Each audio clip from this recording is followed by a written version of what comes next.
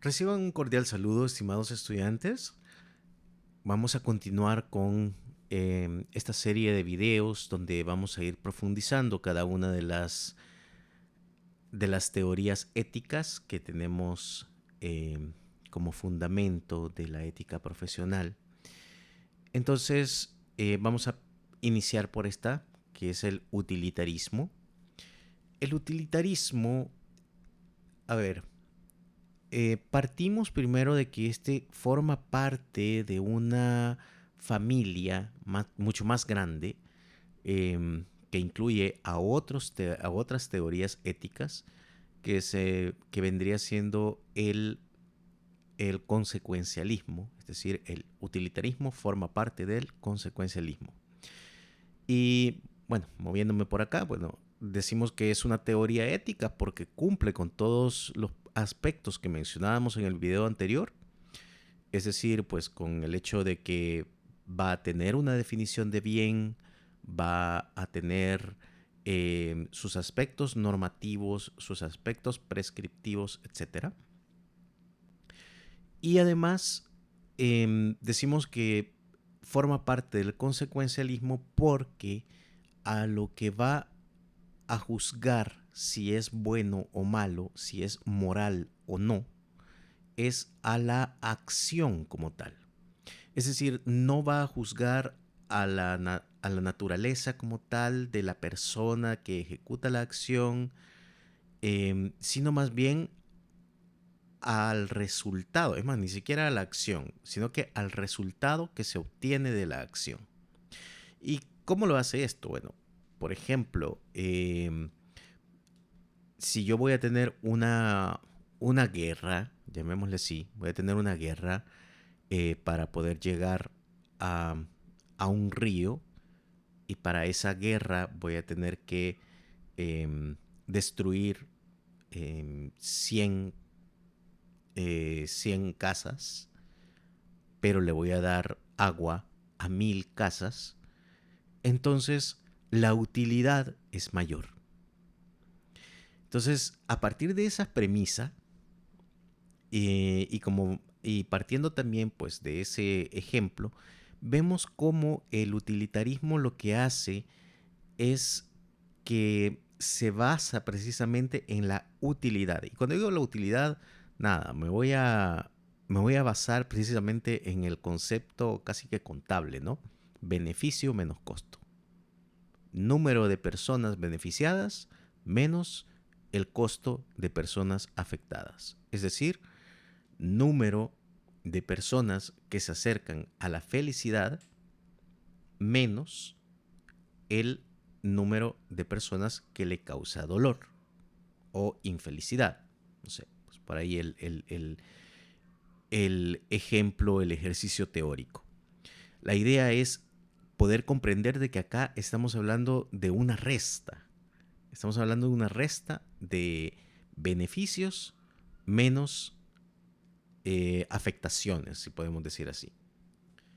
En cuanto a sus autores, vamos a tener primero al señor Jeremy Bentham, eh, quien nos propone hacer un cálculo felicito. Esto es básicamente lo que estaba mencionando anteriormente, pues voy a medir de forma cuantitativa cuántas son las unidades, llamémoslo así, pues de placer que voy a poder obtener de una situación, y las voy a restar de cuáles van a ser, digamos, el costo o los dolores que voy a tener de esa misma situación. Y si en dado caso, pues esto me da positivo, es decir, voy a tener más beneficios que dolores, pues entonces es algo que me lleva hacia el bien.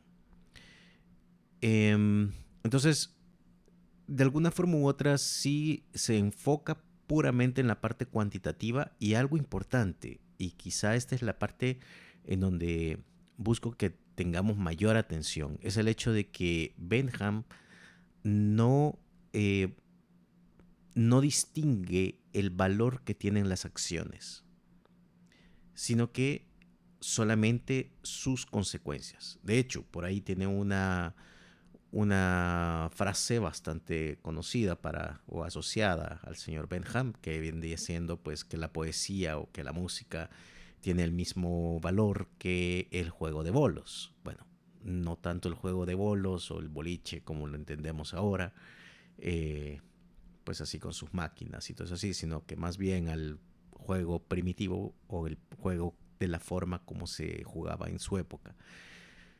Es decir, distingue, no distingue como tal a la actividad, perdón, sino que más bien solo su resultado. Y por lo tanto, los placeres y los dolores también van a tener exactamente la misma eh, calidad como tal. Por otro lado, su pupilo, precisamente, John Stuart Mill, eh, sí le agrega esta parte, o sea, se mantiene siempre en la parte de la, de la utilidad y de que el bien se alcanza a través del resultado obtenido, pero sí establece una diferencia entre placeres intelectuales que van a ser superiores en cuanto a moralidad a los placeres que van a ser meramente físicos. Entonces, digamos que su aporte viene siendo precisamente hacer esta distinción cualitativa, eh, y pues esta parte también, que viene siendo, que lo vincula, él le llama la regla de oro. La regla de oro se refiere precisamente a el cristianismo en cuanto a la idea de no tratarás a tu prójimo como, o tratarás a tu prójimo como a ti te gustaría ser tratado. Entonces, todo aquello que esté apegado a esa idea, a esa propuesta, a esa postura, pues va a ser entonces un beneficio. Todo aquello que sea o que se aleje de la propuesta de la regla de oro del cristianismo, o como él le hace llamar, pues entonces se va a conocer como un costo. Entonces, haciendo un ejercicio mental, y quizá este es el ejercicio mental que yo quiero traer a lo largo de esos videos, de repente, pues traigo un fenómeno cualquiera. Esto lo puedo hacer para cualquier situación que yo me enfrente.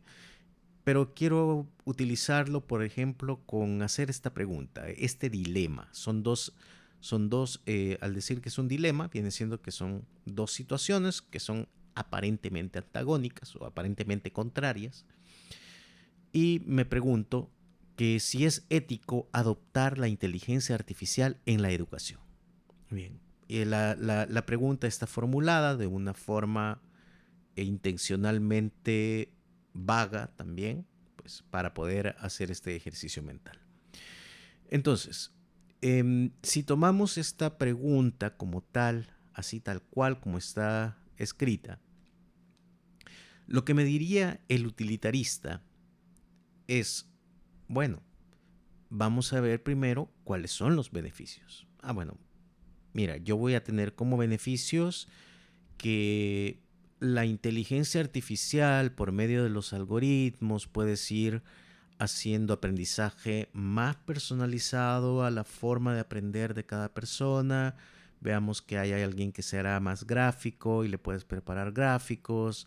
Habrá quien es un poco más kinético y lo vas a hacer por medio de movimientos. Lo puedes personalizar al entorno de cada estudiante, y por lo tanto vas a tener mayor felicidad, mayor placer, porque vas a lograr más aprendizajes significativos.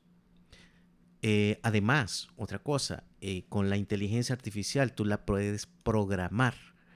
Por lo tanto, puedes llevarte el mismo programa y lo puedes llevar a diferentes lugares. Te lo puedes llevar a qué sé yo, no sé, a lugares que tienen difícil acceso a una escuela, a un espacio en donde puede estar un maestro.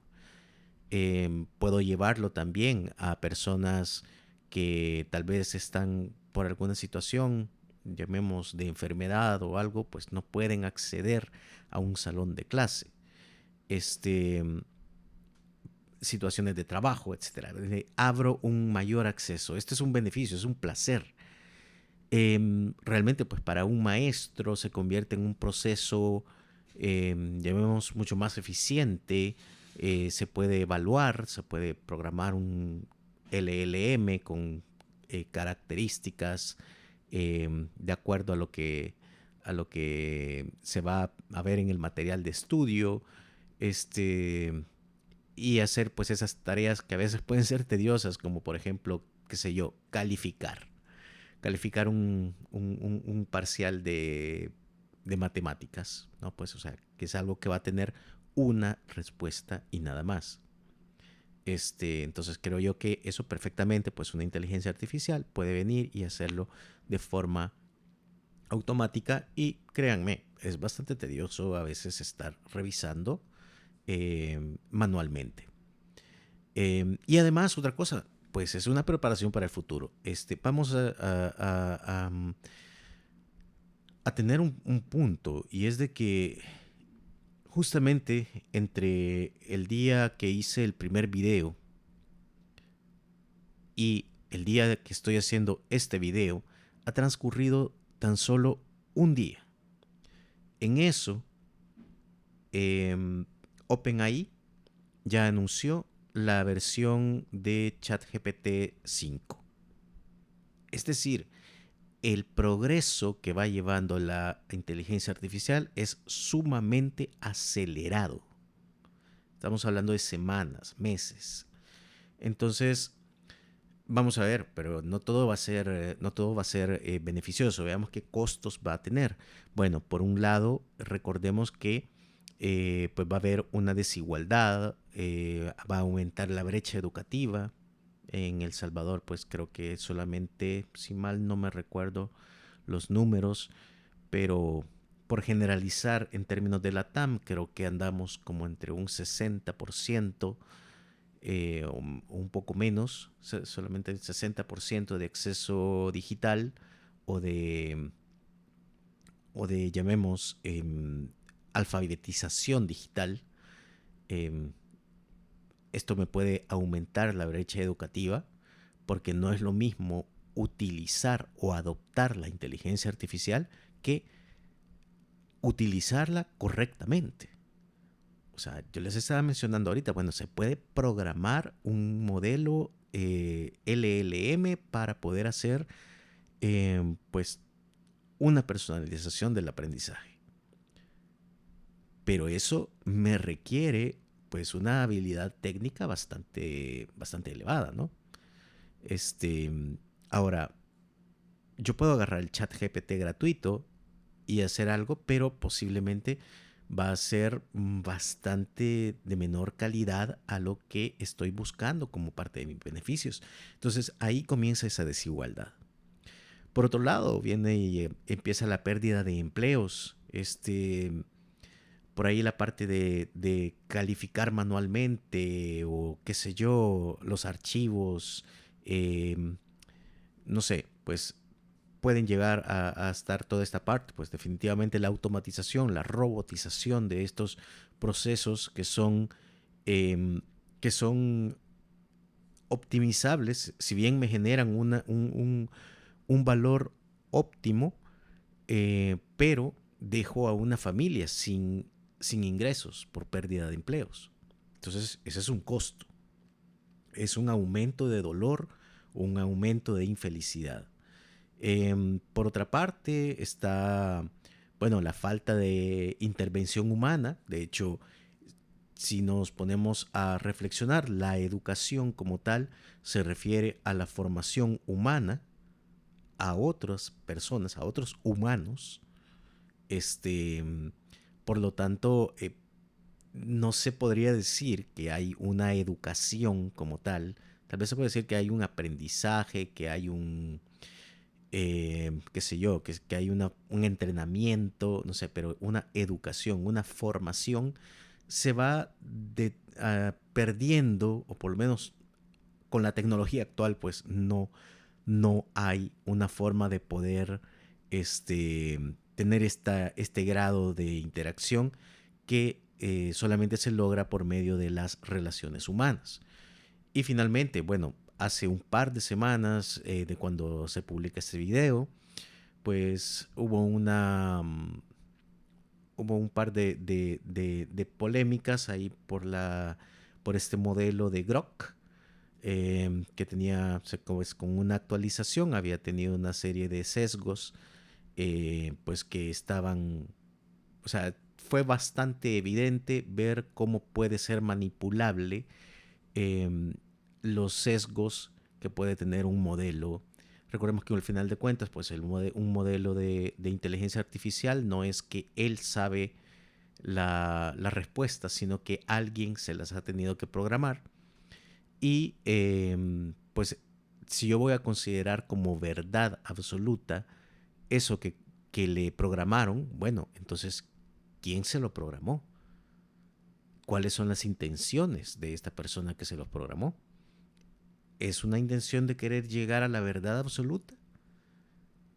Si ya aún sin la inteligencia artificial es difícil poder, bueno, es casi utópico querer establecer una verdad absoluta, pues por ahí de repente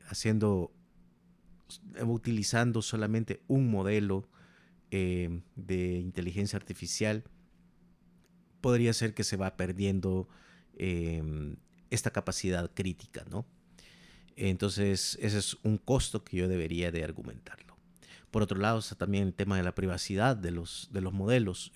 Obviamente, pues al momento de hacer un proceso formativo, va a haber información información de identificación personal. Entonces, ¿a dónde se van a almacenar esos datos? Este, Cuando me refiero a eso, pues me refiero propiamente a nombres, apellidos, número de teléfono, número de correo, notas, algo que me permita comparar el desempeño de una persona con el de otra. Todo eso se va a almacenar en algún lugar y eso va a ser, en todo caso, susceptible de algún tipo de ataque, etcétera, o de corromperse al final.